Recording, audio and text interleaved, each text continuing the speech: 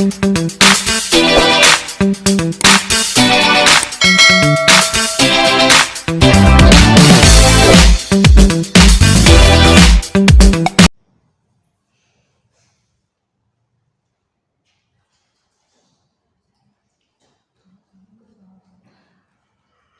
hari semakin cepat itu.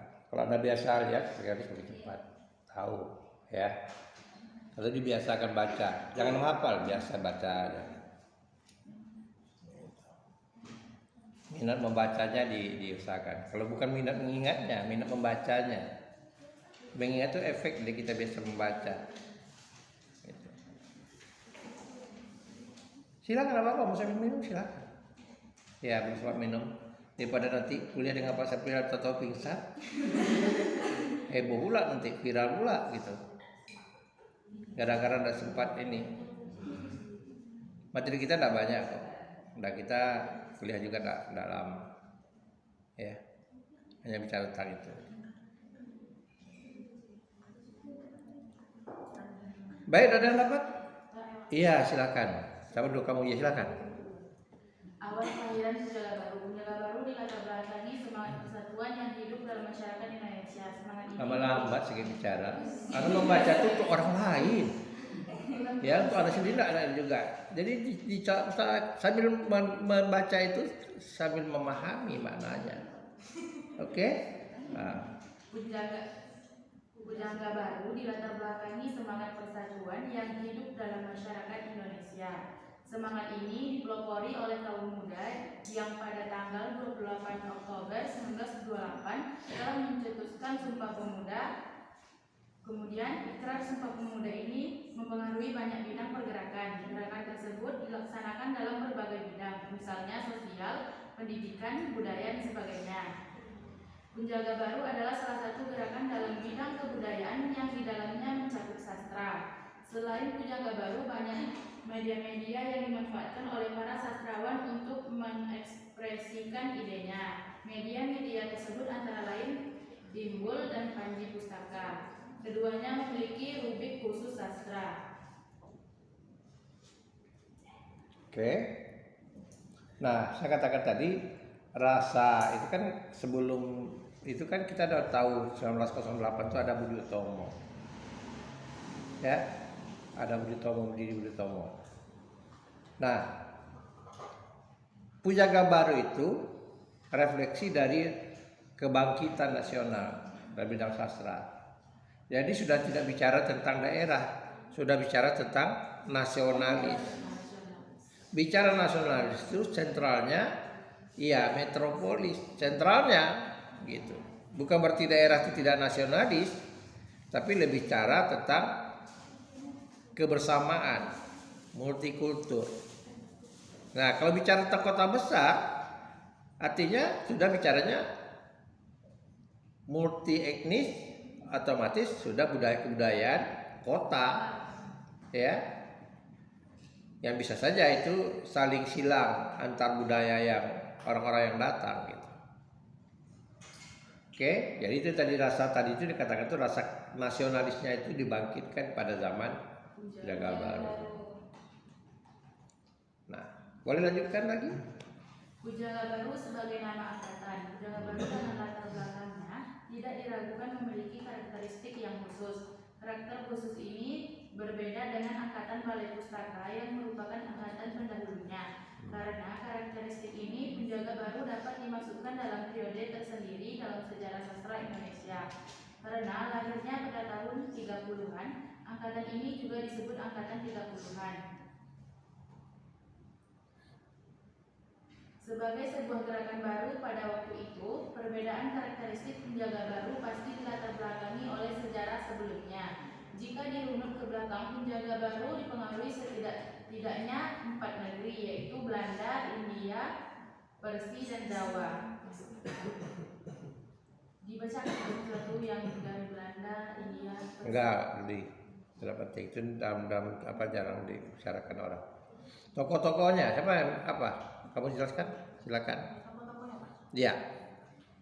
Adapun nama-nama sastrawan yang digolongkan dalam angkatan Punjaga Baru diantaranya Arjuna Pane, Armin, tulisannya Armin Pane, Sanusi Pane. Armin Ah. Pane, Sultan Takdir Ali Syabana, Iya. Sanusi Pane, Amir Hamzah, Hamka, J.E. Tatengkeng, Anak Agung Panji Tisna, Ali Hashmi, Rustam Effendi, Mozasa, Said Daeng Muntu, Karim Halim, Saryamin Ismail, dan Fatimah Hasan Delais. Yang mana yang perempuan?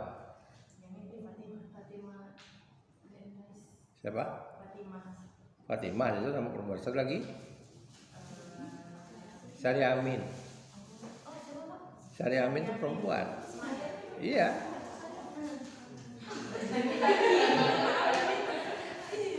Meninggalnya Pekanbaru. Di Jalan Cempedak rumahnya. Jalan Cempedak. Sebelum sekolah apa? Sana ya? Ada sekolah SMP sana ya? SMA sana ya? Ada SMA sana. Sebelum itu, saat pojok itu rumah Jalan Pisang kalau nggak salah pojoknya. Ah, di situ rumah anaknya, rumah dia tinggal. Dulu waktu beliau hidup tuh penuh dengan bunga. Saya sempat lupa. Nama samaran ini bunga, selasi atau silaguri. Jadi orang selalu mengatakan dalam buku sejarah mengatakan Syaramin selasi silaguri. Dia begitu cinta dengan bunga. Tahun 80-an dia dapat honor menulis. Apa bukunya tidak ulang saya nggak tahu ya. Jadi honor tulisannya itu 2,5 juta, dibelikannya ke bunga semua. Nah, begitu dia cinta dengan bunga, dia suka dengan bunga. Perempuan itu. Jadi saya katanya Sumana S. Ya, saya katanya Sumana S. Jadi harus tahu. Jadi Anda harus tahu beberapa penyair angkatan itu ada di Riau dari Sumatera Barat. Dulu kan satu kesatuan dia. Kita ini kan Sumatera Tengah. Sumatera Tengah itu Jambi, Sumatera Barat sekarang, dan Riau. Dulu, termasuk Pulau Riau. Dulu kategorinya dibagi dulu tahun sebelum 57 itu Sumatera Tengah. Nah, kenapa banyak sastrawan yang lahir dari Sumatera Tengah itu Sumatera? Karena konon ceritanya ada sekolah bahasa Melayu tinggi di Bukit Tinggi.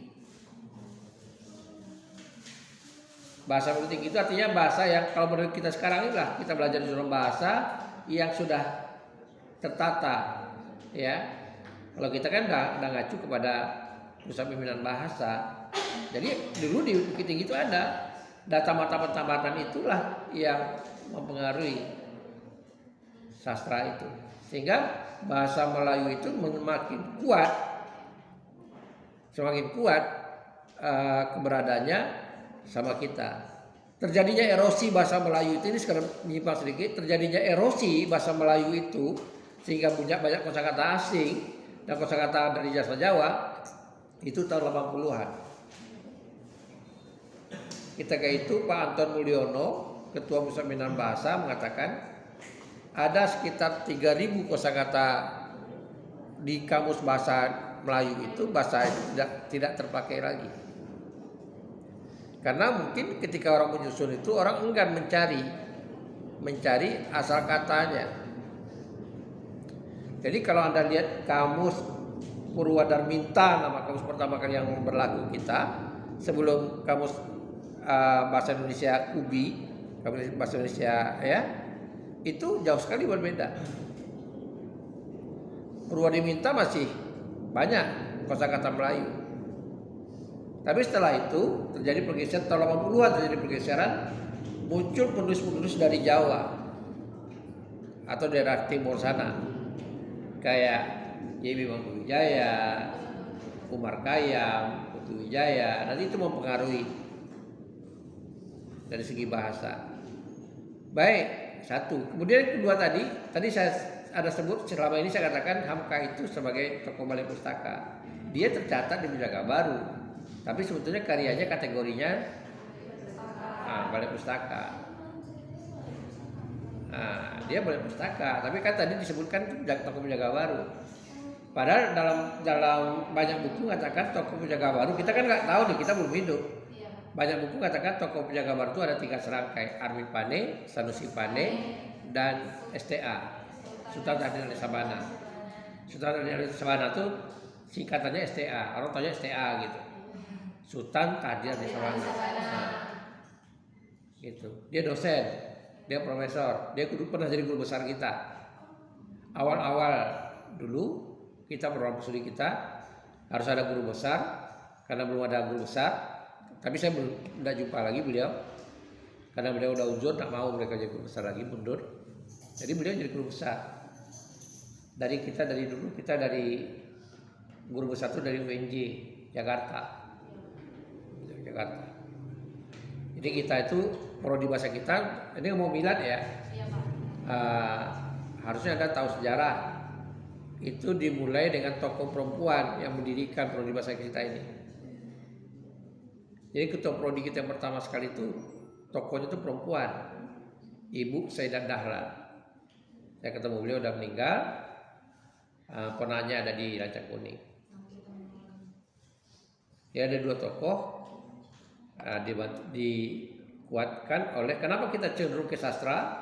Kebetulan dosen senior kita dulu itu Bu Hamidi, orang budaya dan orang sastra. Kayaknya Pak Ergustian sekarang peneliti budaya dan peneliti sastra. Itu sudah nggak tahu historisnya. Dan kami inilah anak didik dia. Dari Pak Auzar, sebelum Pak Auzar ada lagi. Hasil lebih itu mantan guru. Ya, mantan guru, dulunya dia guru SD misalnya, kuliah, lalu dia isbar setelahnya dulu. Jadi dosen. Ada Pak Idrus, ada Pak Sugio udah meninggal, ada Pak Ruswan. Itu dari guru STM dulu, guru bahasa STM pindah dosen. Nah, banyaknya itu mantan guru. Jadi kita bangunnya itu kebetulan pula alumni Ibu Saidat itu alumni dari IKIP Padang. Dia IKIP Padang dia. Nah, itulah dia ambil beberapa dosen tamu dari IKIP Padang yang sekarang UNP. Kemudian ditarik juga dari Jakarta, itu UNJ. Itu sejarahnya kita berdirinya dulu. Waktu itu belum ekip, masih pisah kita, FK dan FIP. Jadi FIP itu BP, ya. Kemudian ada jurusan sekarang dari tutup administrasi, S2-nya ada kan, administrasi. Ya. BP itu BK sekarang. Kemudian ada PLS. Nah, itu tuh dulu mereka satu jurusan, satu fakultas, namanya FIP. Kemudian digabung menjadilah FKIP.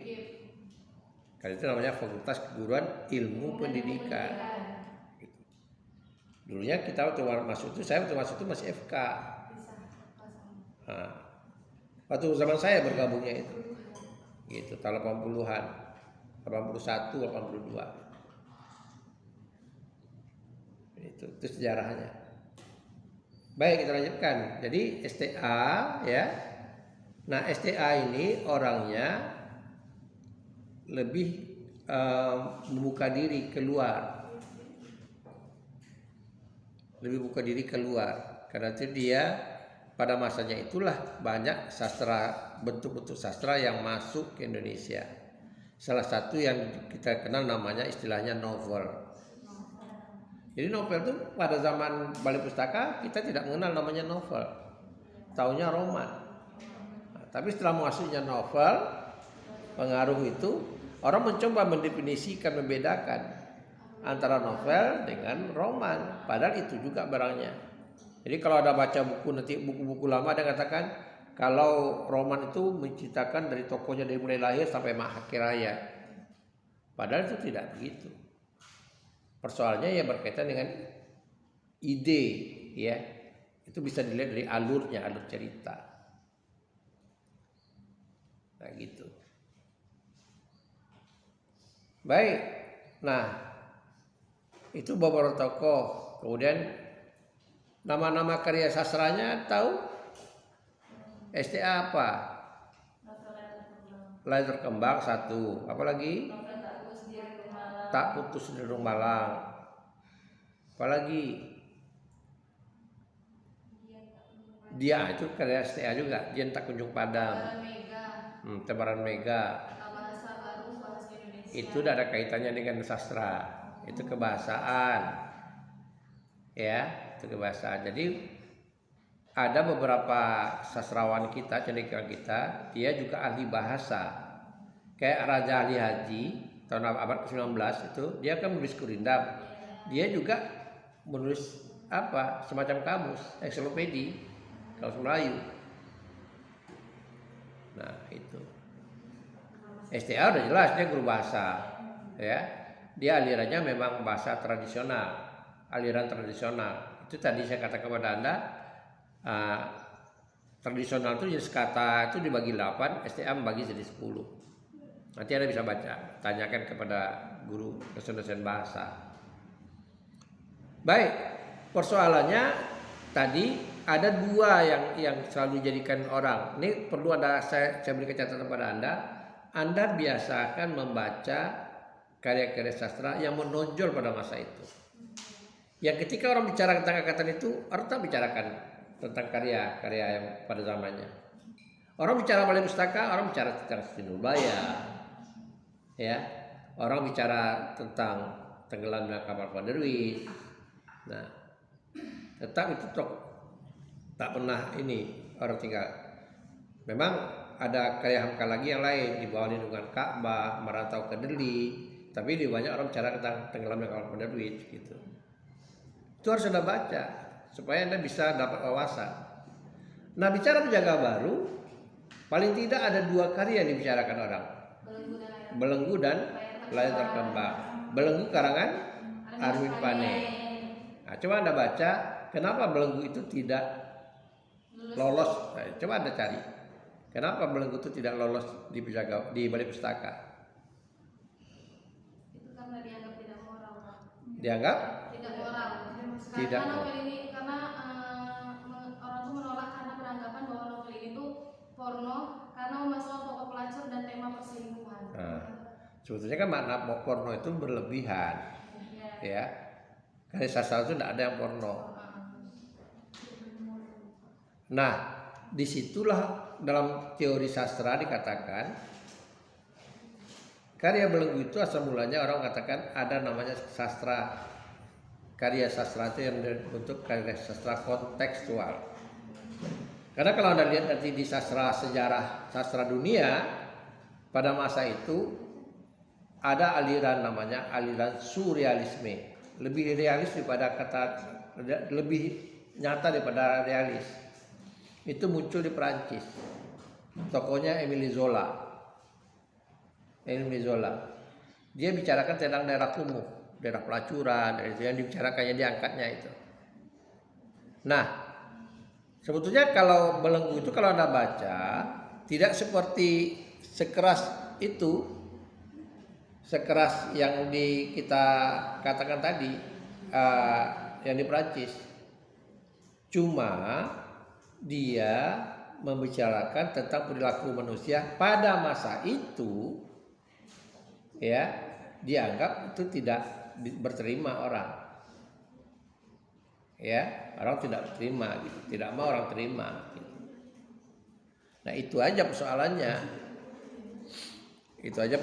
Jadi munculnya Belenggu itu kenapa? Tadi saya katakan kepada Anda, dia mengisahkan orang yang berpendidikan dokter, tapi mereka itu nikah sebetulnya bukan karena rasa cinta.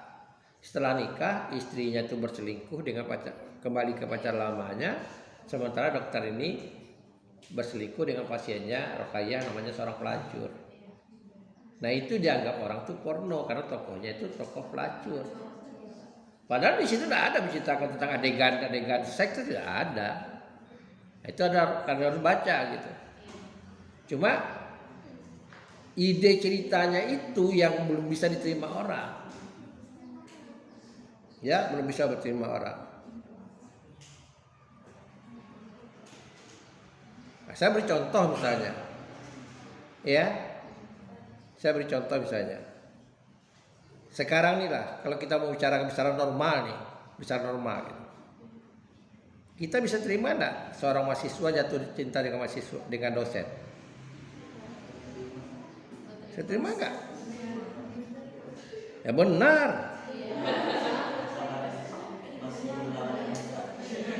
Apa? Nah, pasti kita mengatakan dalam etika kita tidak diterima. Tidak diterima kita. Nah, seperti itulah kiranya. Walaupun ada kenyataannya gitu. Ya, ini sudah contoh ekstrim aja katakan. Tapi dalam rumah kampus nggak bisa terima. Ya dosen itu tahu orang, dosen itu kan mengajar. Ini saya hilangkan dulu. Nanti